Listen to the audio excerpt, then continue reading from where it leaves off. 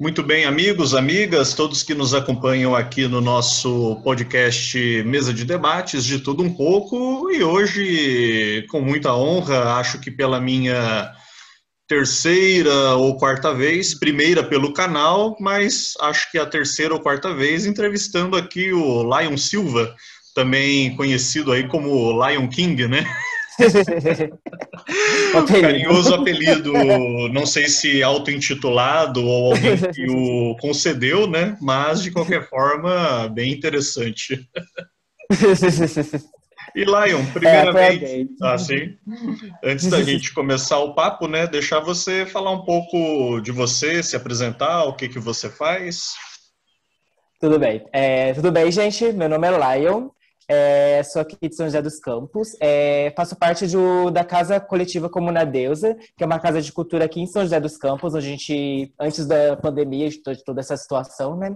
A gente fazia eventos culturais, feiras de arte independente. A gente fazia diversos eventos. A gente sempre foi uma casa aberta para não só a gente produzir eventos, mas qualquer pessoa que quisesse vir produzir eventos aqui, tivesse ideias de evento, a casa seria um espaço para isso, né? No caso, agora que a gente está em pandemia, a casa está fechada, né, para evento presencial. E aí, desde aí, a gente fez algumas lives, fizemos uns eventos virtuais, e agora estamos começando a construir as coisas para a rua e tal. Também faço parte do coletivo Muitas, né? Estou construindo o coletivo Muitas, que é um coletivo aqui de São José, voltado para mulheres negras, pessoas LGBTQIA+. Então, o coletivo que a gente está construindo aqui agora em São José, que foi a partir de uma candidatura, né, que a gente lançou. E acho que no meu dia a dia é isso. Sou estudante de música, estudo mais especificamente canto lírico, né? E sou produtor cultural também, né? Sou produtor cultural aqui na Casa Coletiva. Maravilha. Então, como vocês puderam ver, né? Um menino multifacetado aí, né? Bastante atividade no dia a dia, né?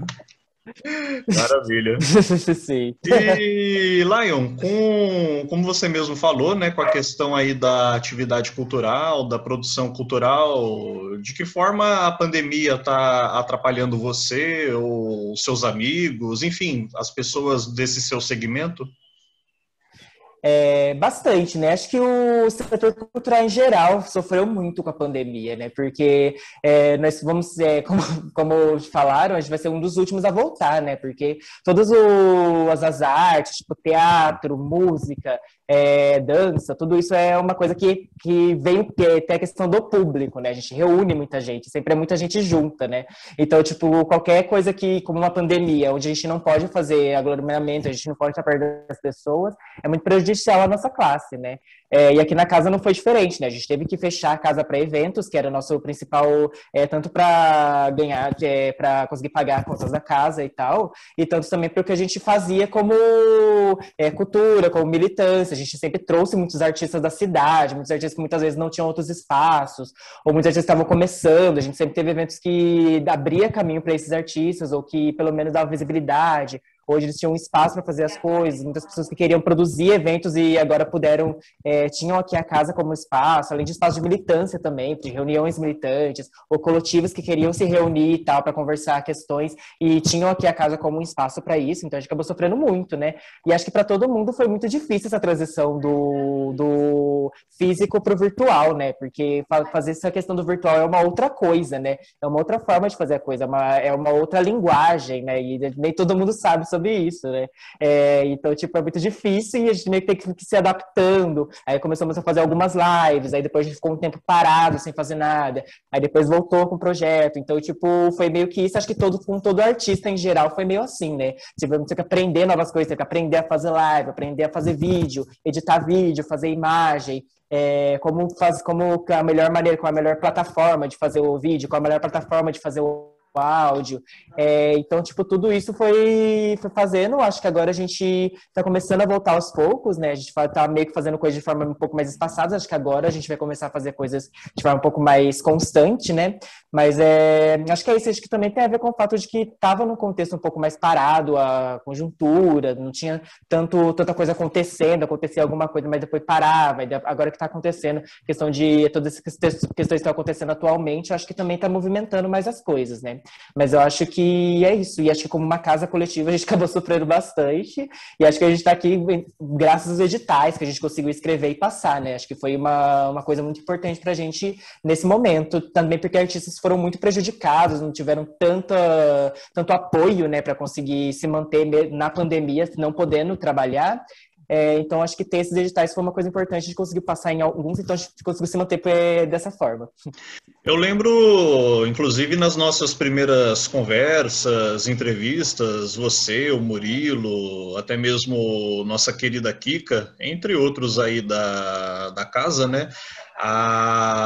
Eu mesmo tinha até comentado com relação a editais, projetos culturais, algo que pudesse fortalecer e oficializar mais a casa, né, enquanto espaço. Agora está mais concreto, então, vocês conseguiram. A gente conseguiu editar no ano passado, e aí esse ano também, agora no meio do ano, a gente conseguiu outro edital, e aí, tipo, foi isso. Acho que é uma nova coisa, né, para os artistas agora, que é os artistas começar a aprender a escrever edital, escrever coisas para conseguir participar de editais. A gente sabe que é uma coisa meio complexa, é uma coisa que você precisa de um certo treino, você precisa saber como escrever, precisa saber quais são as documentações necessárias, como ir atrás de cada documentação. Então, acho que tipo, a gente meio que teve que se adaptar a isso também. Eu acho que o fato da gente, antes da pandemia, ter feito a Feira de Arte Independente também foi para isso, porque foi através do edital. E aí, nisso, a gente conseguiu pegar a experiência de tanto como escrever, como produzir, o que é necessário para estar fazendo isso, né? Principalmente o Murilo, que estava mais à frente da escrita dos editais, eu não estava tanto. Mas acho que foi importante isso, tipo, principalmente a gente saber a importância da gente participar dos editais, né? Porque eles sempre estão abertos e quando não preenche, meio que isso se perde. Então, acho que é importante, né? Porque os artistas, né, principalmente da chamada cultura alternativa, já questionam tanto o fato de não ter espaço e quando aparece uma brecha, se não aproveita, né, a coisa acaba realmente, se você não correr atrás também, não dá para ficar só reclamando, né?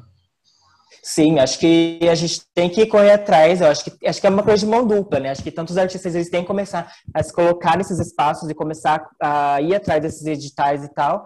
E acho que também tanto a Fundação Cultural também precisa, tipo, desburocratizar um pouco os editais, deixar eles um pouco mais simples, porque acaba sendo um pouco difícil demais para participar, então acho que meio que tem que ser uma via de mão dupla, né? Eu acho que isso também é importante até para as pessoas conseguirem participar mais, né? E para a gente ter mais diversidade nos editais, mas pessoas diferentes participando, pessoas negras, pessoas LGBT, pessoas da periferia, toda essa questão de estarem participando desses editais, né?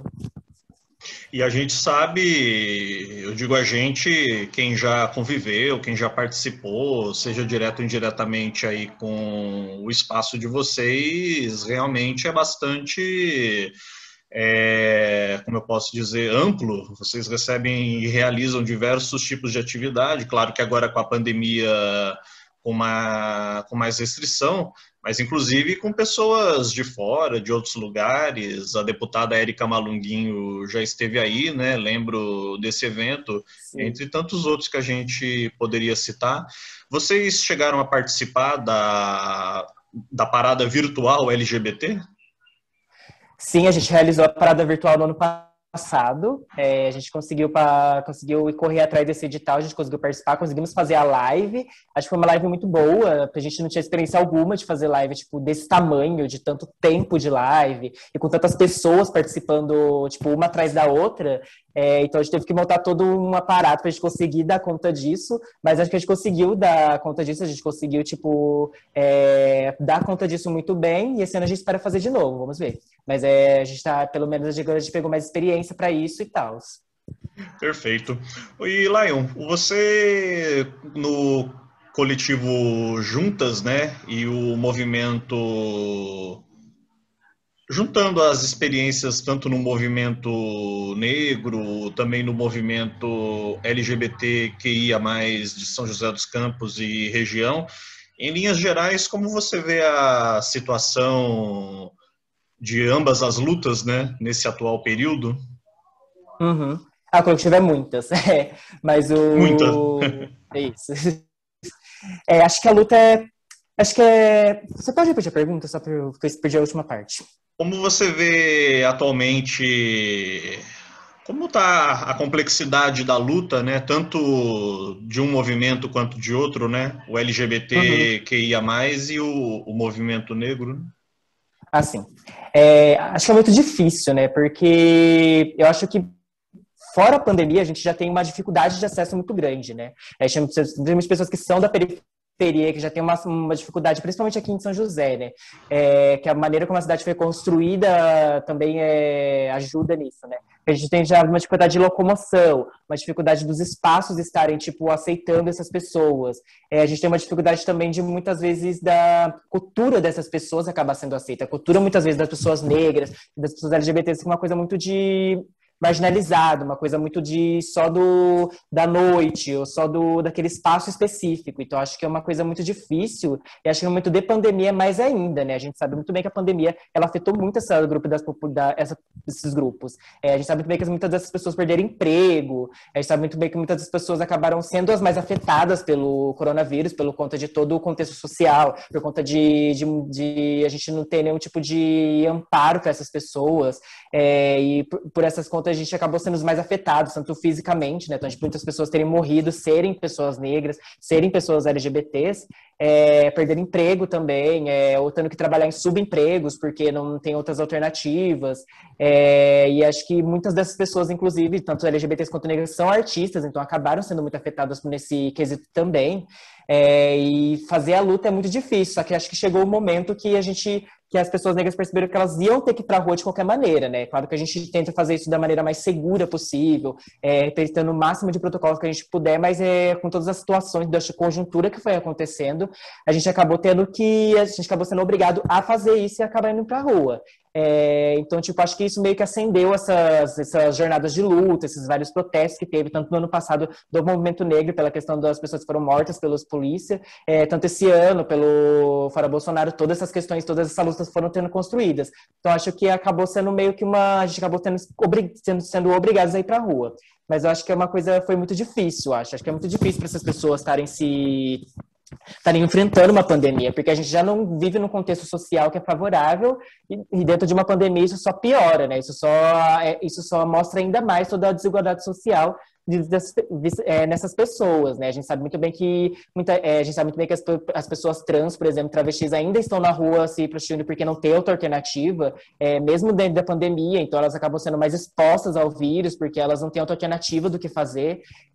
Então a gente sabe que pessoas negras também, a gente sabe muito bem que a primeira pessoa que morreu foi uma empregada doméstica por conta de estar sendo exposta por conta disso.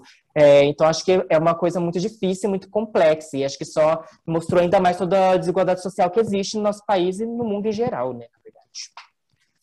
A luta nesse quesito passa por uma espécie de equilíbrio, né? Vocês têm que dosar até quando a questão da segurança contra a pandemia, mas também ficar, entre aspas, parado em casa não vai alterar a realidade, né? Sim, a gente acaba não tendo essa opção, né? A gente acaba não tendo a opção de ficar em casa, a gente acaba tendo que ser obrigado a ir para a rua. Isso, né? Meia coisa de você não ter opção, você tem que ir para a luta, porque você não tem a opção de ficar na sua casa se protegendo, porque a gente já não tinha antes, a gente já não tinha condições sociais para estar se isolando, porque você tem que se expor por conta de trabalho, por conta de todas essas questões que eu coloquei anteriormente. E da questão das lutas é isso, você é meio que obrigado a sair, porque você vê que no seu bairro, na periferia onde você mora, está tendo muita violência, você meio que tem que denunciar e enfrentar isso. A gente vê que a gente está indo para uma situação ainda pior por conta da questão de não ter não ter comprado as vacinas, então tudo isso muito atrasou, e as pessoas foram as mais afetadas, estão sendo as menos vacinadas, tem um menor índice de vacinação, então, tipo, isso acaba sendo muito difícil, então a gente acaba tendo que meio que ser obrigado a ir para a rua, né? Qual a sua opinião, sua avaliação sobre o governo Bolsonaro?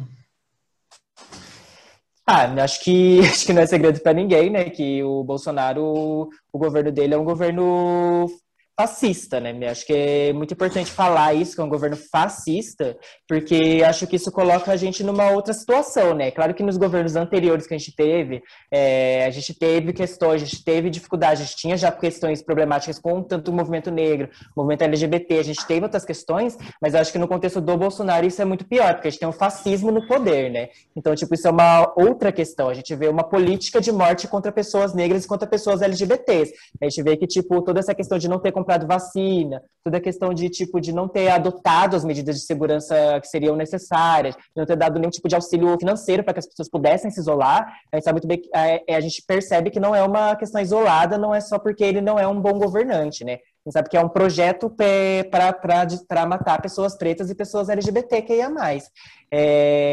E todas as pessoas, e todas as classes oprimidas, né, no geral. Então a gente vê que todas as questões, tanto da pandemia, de toda essa questão dessa pandemia ter piorado, foi um projeto pela morte dessas pessoas. A gente sabe também que todas as reformas que foram aprovadas também vão afetar muito mais essas pessoas, que já não tinham garantido seus direitos, agora menos ainda.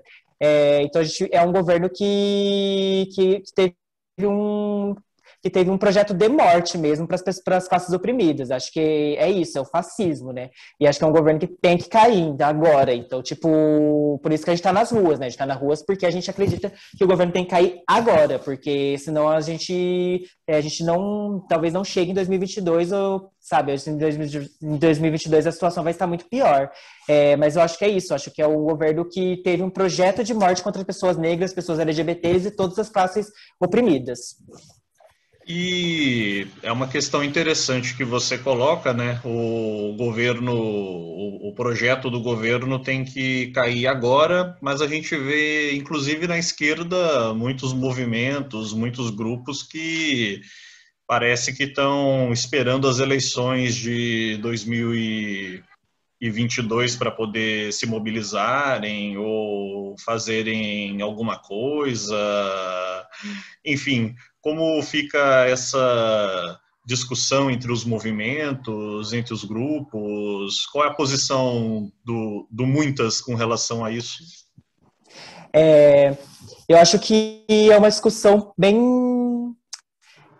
é bem difícil, porque eu acho que tem muito uma questão de as pessoas elas quererem, um certo setor da esquerda querer idealizar uma realidade que não existe. A gente tem alguns setores da esquerda que tem uma coisa de tipo de falar que o Bolsonaro ele vai ser derrotado, que o Bolsonaro está derretendo, que o Bolsonaro está perdendo forças, quando a gente vê que na verdade ele não está perdendo força, ele está mais forte que nunca. Ele está tipo todas as reformas, ele está conseguindo aprovar todas as reformas, todas as questões que são os impeachments que foram colocados contra ele não deram em nada. A gente sabe que ele tem tipo todo um projeto de governo por trás dele também, que está ajudando nisso. Então a gente percebe que essa narrativa que as pessoas criam que o Bolsonaro está desidratando, está num processo de derrota, é muito falso. E principalmente porque a gente também preciso entender que derrotar o Bolsonaro não é derrotar o bolsonarismo, né? São coisas diferentes, o bolsonarismo é muito forte ainda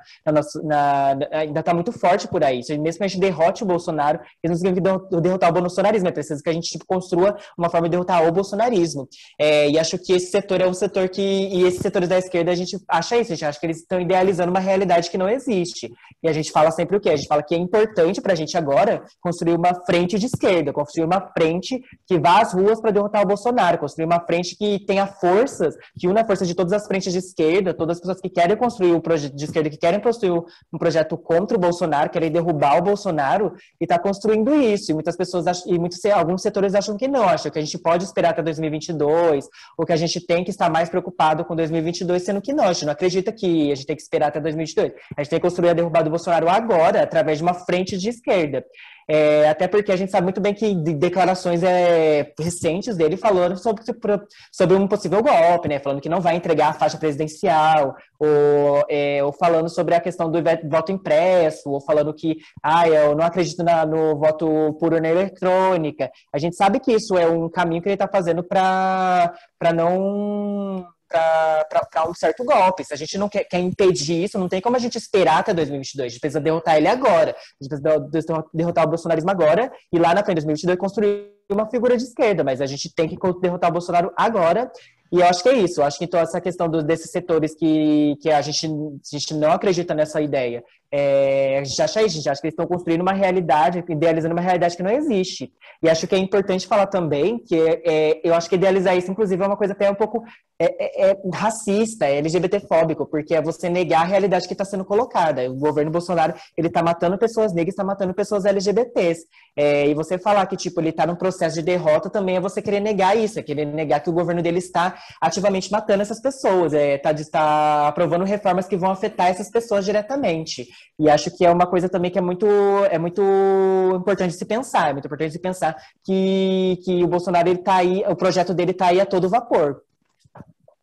No caso, não faz sentido ficar agora, nesse momento, independente das eleições ou não, ficar cogitando nomes ou eventuais salvadores da pátria, sejam eles de esquerda ou não, para, o próprio nome diz, salvar a pátria.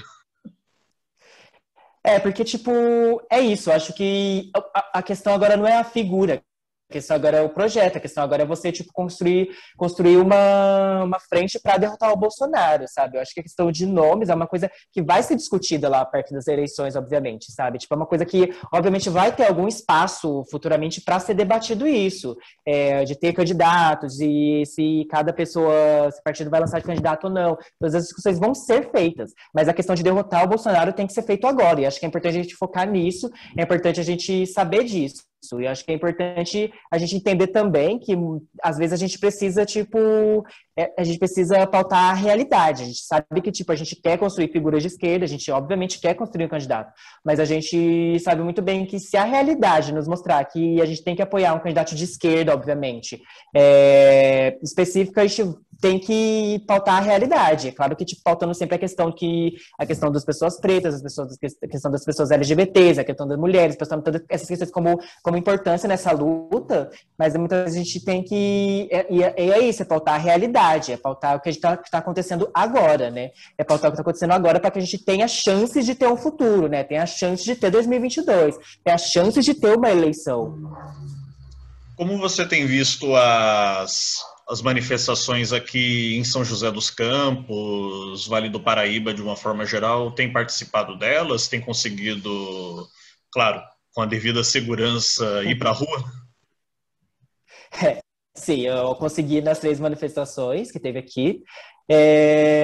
E as manifestações, elas foram muito boas. É claro que a gente, aqui em São José, é uma cidade um pouco bem conservadora, então, tipo, é muito difícil você construir massas aqui, é muito difícil, tem muito uma construção por trás, e a gente, muitas vezes, acaba ficando um pouco preso à forma tradicional de se fazer protesto, então sempre o mesmo horário, sempre o mesmo formato, a gente acaba ficando um pouco preso nisso, muitas vezes, que é uma discussão que a gente faz, né, sobre a questão de como que deve ser a forma correta de construir um ato, né, um ato de massa, um ato que envolva pessoas pretas, pessoas LGBTs, que a gente vê que não é majoritário nesses atos, muitas vezes.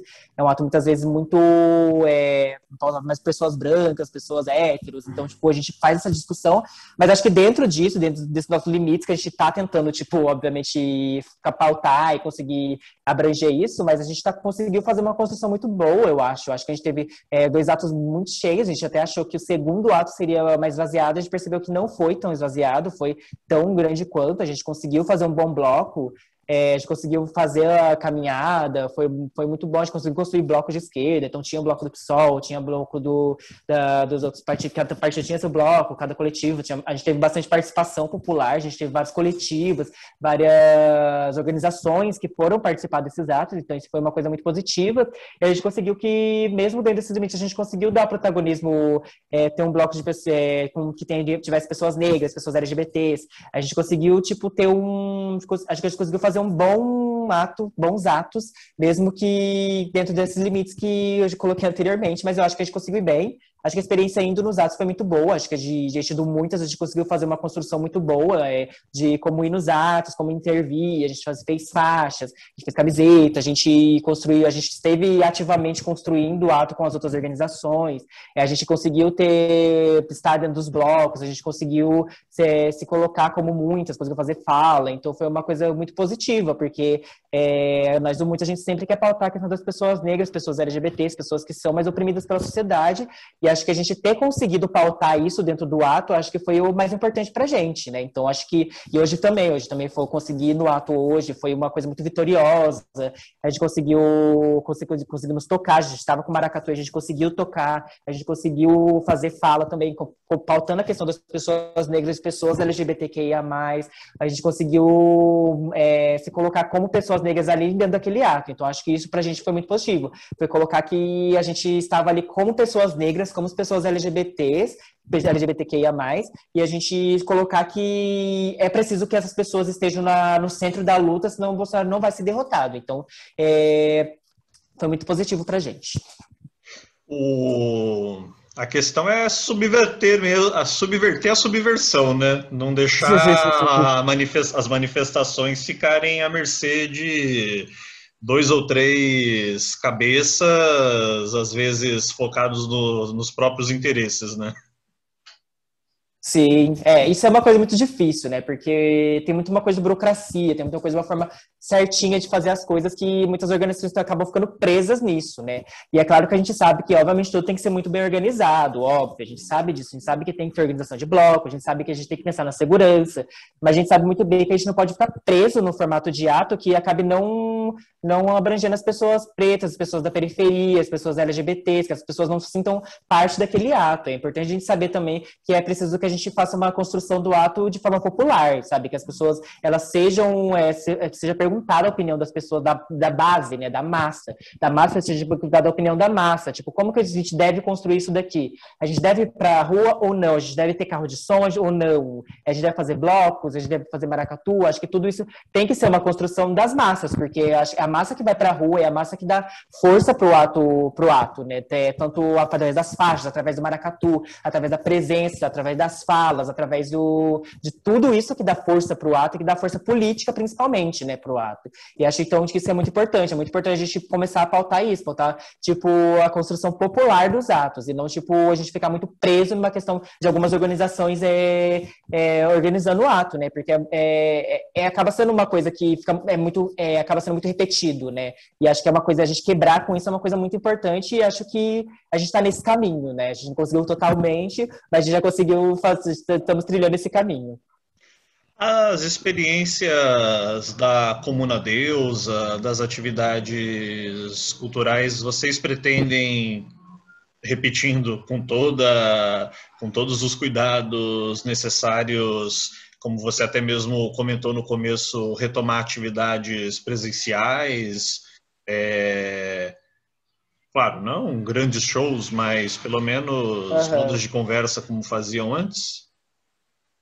A gente pretende que quando for possível, né, quando a gente tiver um nível de vacinação, já que seja possível fazer isso, né, que todos tenham tomado segunda dose e tal, a gente pretende começar a voltar, assim, com as atividades. É muito importante pra gente essa casa, é muito importante a gente estar construindo essa casa, e por isso que a gente lutou tanto pra gente ter essa casa aqui, a gente poder estar construindo esse ponto de cultura que a gente acha que é muito necessário na cidade. Então a gente pretende voltar o quanto antes puder, né? Quando for possível voltar, mas a gente pretende voltar sim, pretende voltar com as atividades, claro que ao pouco, claro que como for possível voltar, mas a gente quer voltar, né? Porque é isso, né? A gente construiu essa casa exatamente para isso, né? A gente construiu essa casa do zero, né? Para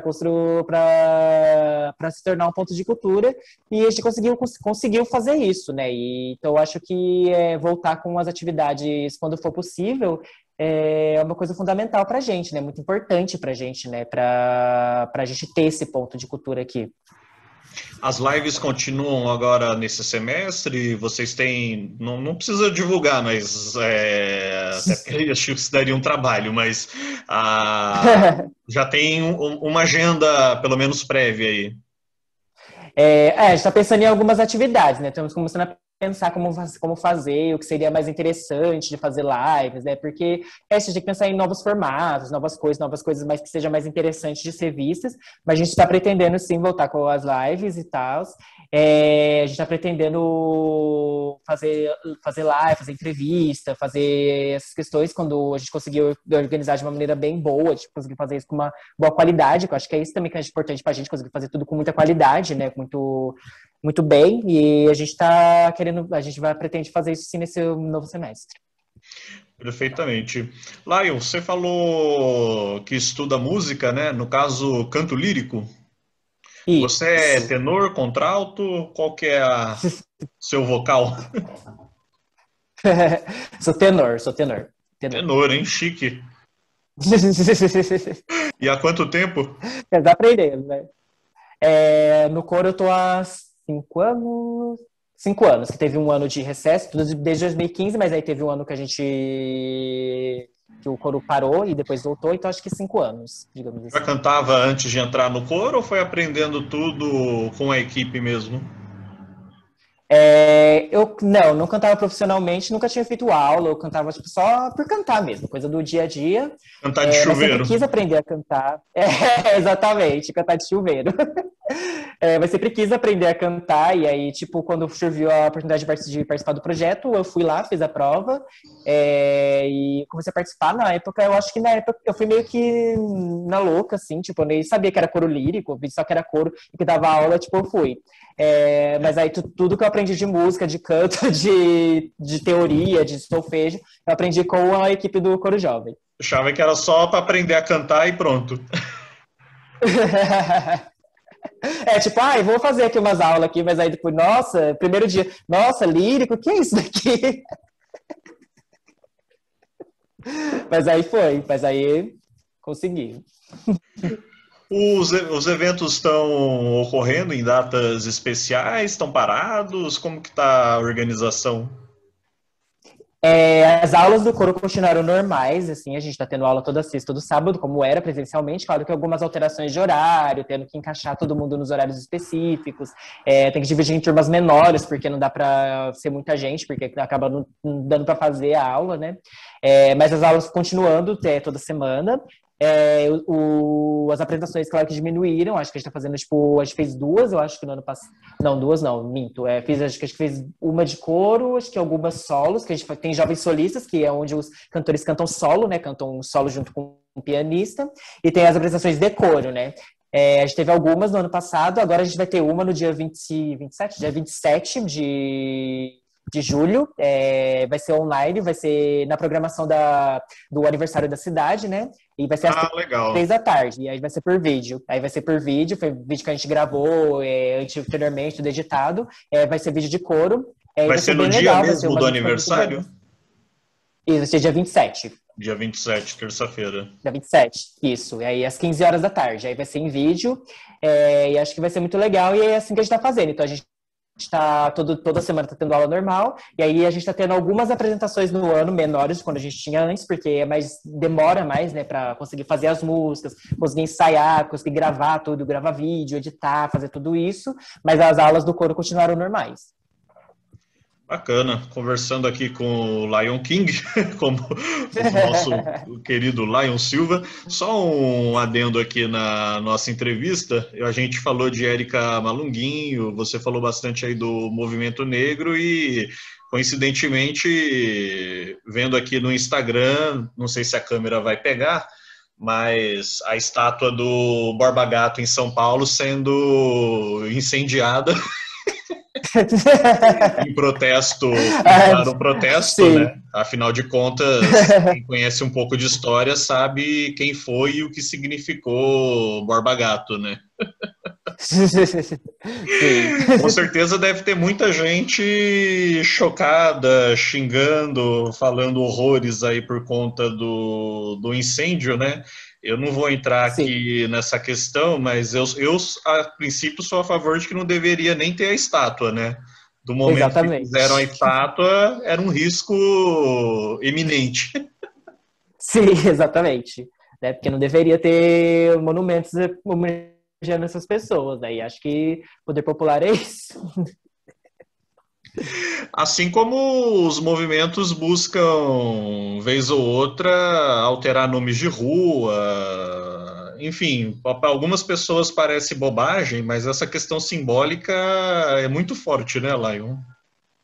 Sim, com certeza, porque é uma coisa até de quase, tipo, as pessoas fazerem coisas que são muito bizarras, muito erradas, muito fodas na história e, tipo, depois elas terem um movimento. É quase como se, tipo, você tá meio que exaltando uma importância, entre aspas, dela na história, sendo que isso não deveria. Isso deveria ter sido rechaçado na história. A gente vê muitas vezes que, e contraponto a isso, a gente vê pessoas que foram importantes na história, que fizeram coisas importantes, que são apagadas, né? Então, tipo, acho que tem toda essa questão também de se apropriar disso, de ter essa reparação, né? Dessas pessoas que muitas vezes não foram reconhecidas, né? A gente tá vendo hoje esse movimento, por exemplo, com Marielle Franco, né? Que as pessoas muitas vezes substituem o nome da rua e colocam o nome dela, porque é uma coisa que precisa ser lembrada. Então, tipo, acho que isso é um movimento muito importante, né? De estar a própria questão de, tipo, de a gente estar falando sobre quem foram as pessoas que fizeram a história, né? Tipo, e que muitas vezes não são as pessoas que a gente que muitas vezes são faladas, né? Então, tipo, acho que isso é uma questão muito importante, né? De ser pautada.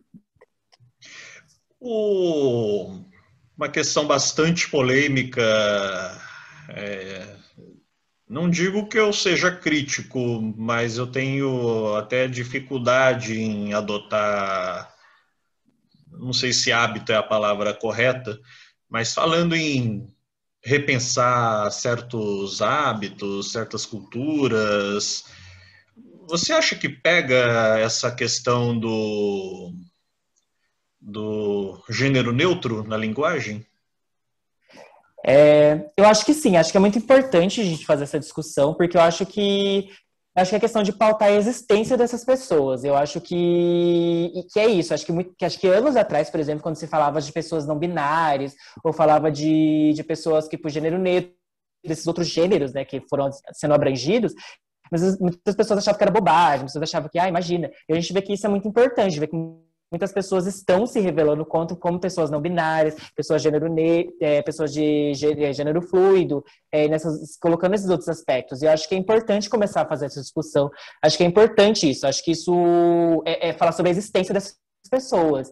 E acho que, claro, é um processo. Acho que isso é importante falar também. Acho que é um processo, óbvio que não é uma coisa da noite para o dia, é uma coisa que ainda está sendo construída, é uma coisa que está sendo debatida, é uma coisa de que as pessoas ainda estão entendendo como que funciona. Mas eu acho que é importante, tipo, começar a entender isso para começar a pautar e começar a adotar isso. Acho que é uma coisa que no futuro eu acho que isso vai acontecer. E acho que a gente tem que começar a fazer isso agora. Acho que a questão e acho que é isso. Acho que é a questão da existência dessas pessoas. E eu acho que você adotar essa questão do gênero neutro na linguagem é a questão da existência. É claro que e acho que é muito importante a gente ter essa noção que é importante a gente estar pautando isso, é importante a gente começar a utilizar isso, e é importante saber que a gente vai errar muitas vezes, é importante a gente saber que a gente muitas vezes não vai estar acostumado, a gente vai soltar uma coisa que não é aquilo, muitas vezes a gente não vai usar da maneira mais correta possível, mas acho que a coisa da gente estar tentando, é isso, a gente está tentando, a gente está fazendo, e é fazendo que você vai aprendendo, você vai entendendo, você vai se acostumando. É claro que é muito mais fácil você escrever, quando você escreve, você redige lá, você vê, ok, aqui eu posso corrigir. Falando é muito mais difícil, é uma coisa que você tem que pegar costume, uma coisa que também você tem que entender como que funciona. Mas eu acho que é uma coisa muito importante ser pautada assim.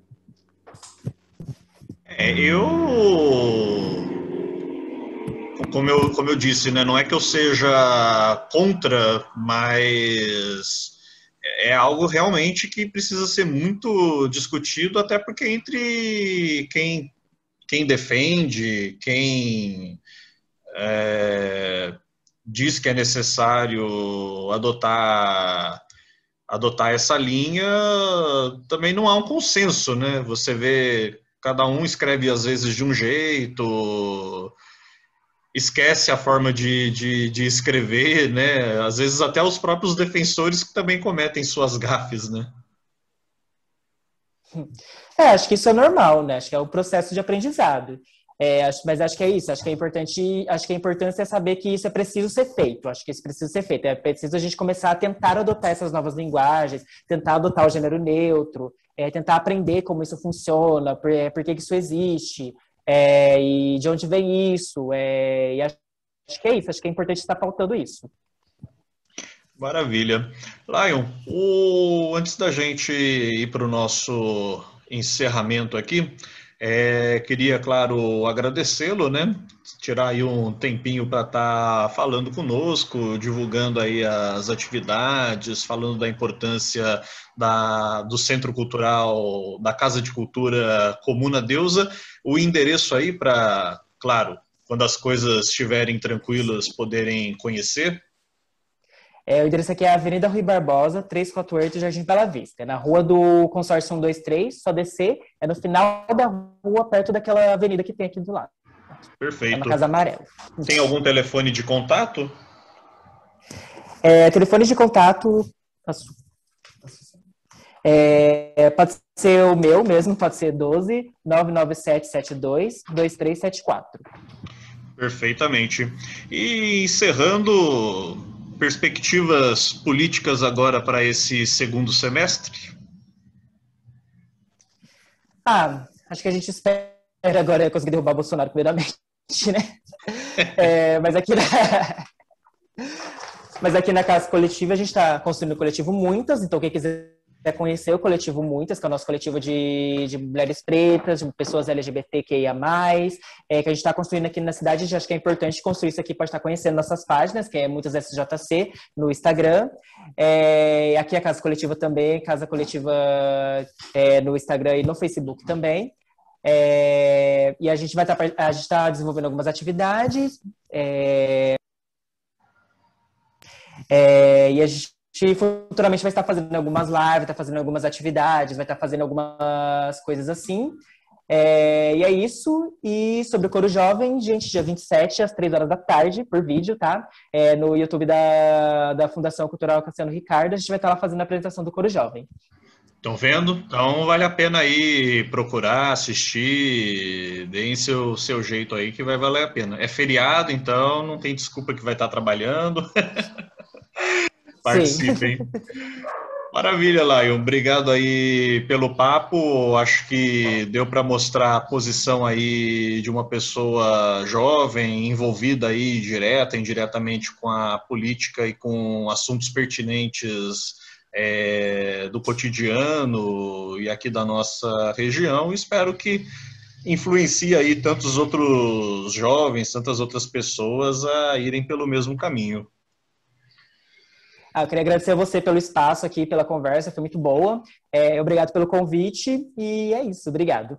Maravilha. Agradecendo aqui a todos e lembrem-se de se inscreverem, seguirem, compartilharem, curtirem, indicarem para os amigos, para as amigas, para todo mundo aí do nosso podcast Mesa de Debates de Tudo Um Pouco. Lion, obrigado.